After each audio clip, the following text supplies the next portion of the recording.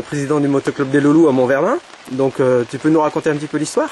Voilà, c'est un motoclub qui est né il y a une dizaine d'années.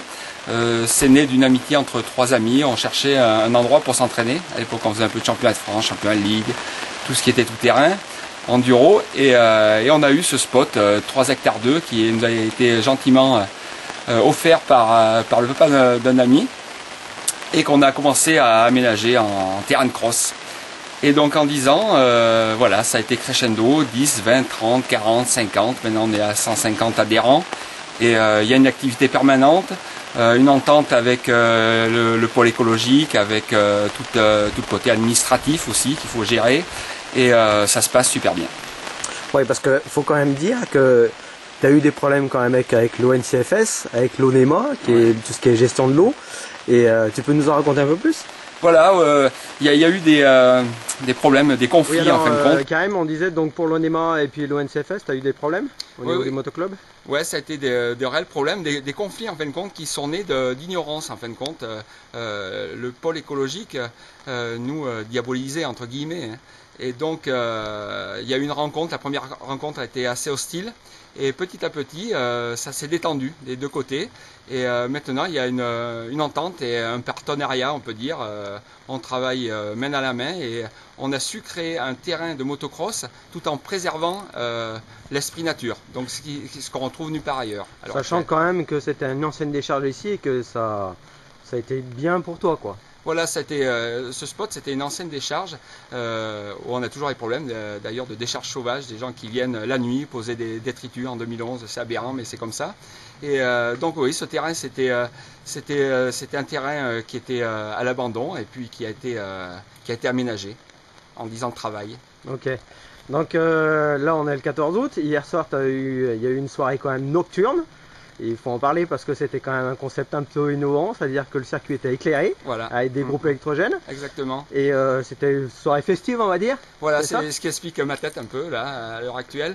On a fait une grosse soirée. Donc le concept c'était d'éclairer un terrain donc qui est entièrement dans les bois avec une 70 halogènes, avec 6 groupes électrogènes, 2 génératrices, du gros matériel, qui a été possible que grâce au Loulou. Hein, ce motoclub, il s'appelle le motoclub des Loulous parce qu'il y a toute une équipe de jeunes où on travaille, où on fait plein de choses ensemble et c'est extraordinaire de pouvoir faire autant de trucs et aussi simplement.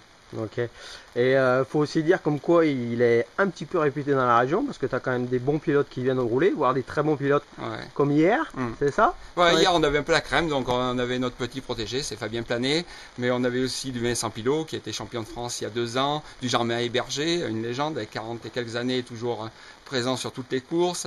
Il y avait des nouvelles têtes du cross, Couvert qui fait le championnat de France de Supercross et qui est 8e à l'heure actuelle. Et ouais, il y avait beaucoup de monde et c'était très réussi à mes yeux. Mais est-ce qu'on peut espérer une compétition un de ces jours?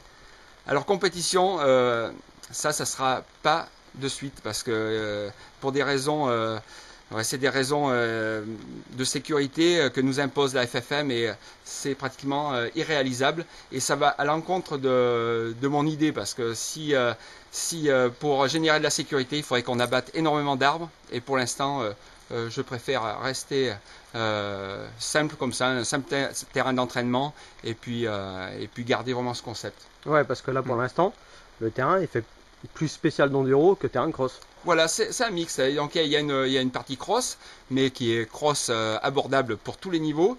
Et puis il y a une grosse partie cross-country, donc c'est un terrain naturel qui a été aménagé sans gros travaux, sans de grosses bosses. On peut dire, ça peut même s'apparenter à une balade dans les chemins, ce terrain. Ouais. Sans compter qu'il y a une petite spéciale extrême, avec pierrier, avec des rondins et tout. Voilà, cette spéciale extrême, elle est née il y a 2 ans. Encore une fois, c'est né d'une idée un soir, et puis on a balancé cette idée un soir à 19 h avec les Loulous, et puis le lendemain, j'arrivais, les Loulous étaient déjà à l'œuvre, et c'était 2 ou 3 jours de travail très intensif, et puis après ça s'est fait en un petit mois, et tout le monde en est ravi. Ok. Merci Karim. Merci.